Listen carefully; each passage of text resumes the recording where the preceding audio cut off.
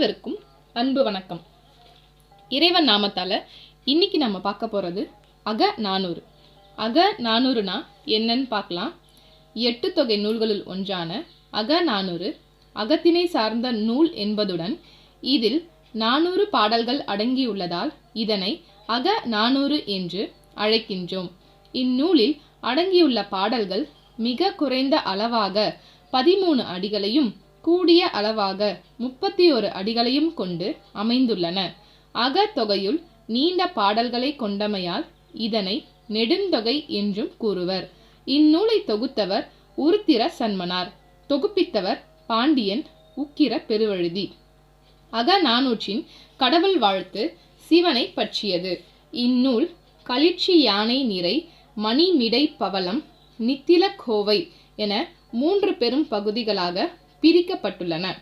களிற்றி யானை நிறையில் 1 முதல் 120 பாடல்கள் யானை களிறு போல் பெருமித நடை கொண்டவை. அடுத்ததா மணிமிடை பவளம். இதில் 121 முதல் 300 பாடல்கள் நீல நிற மணிகள் போலவும் செந்நிற பவளம் போலவும் பெரும் மதிப்பு உடையவனவாக அமைந்துள்ளது. அடுத்ததா நித்திலக்கோவை.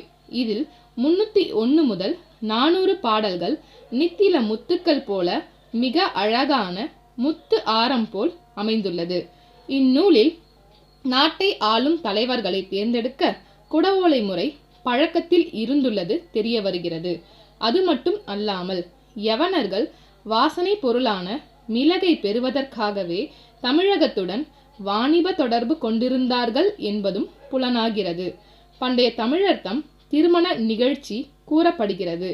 மண விழாவில் மண பந்தலில் வெண்மணல் பரப்பி விளக்கேற்றி மணமகளை நீராட்டி தூய ஆடைகள் அணிவித்து இறை வழிபாடு நடத்தி திங்கள் ரோகிணியுடன் கூடிய நல்ல வேளையில் வாகை இலையோடு அருகின் கிழங்கையும் சேர்த்து கட்டப்பெற்ற வெண்ணூலை தலைவிக்கு காப்பாக சூட்டுவர் என்று விளக்கப்படுகிறது.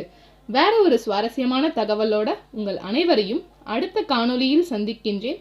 உங்கள் அனைவருக்கும் என் மனமார்ந்த நன்றிகள். வாழிய செந்தமிழ் செம்மொழியாய்.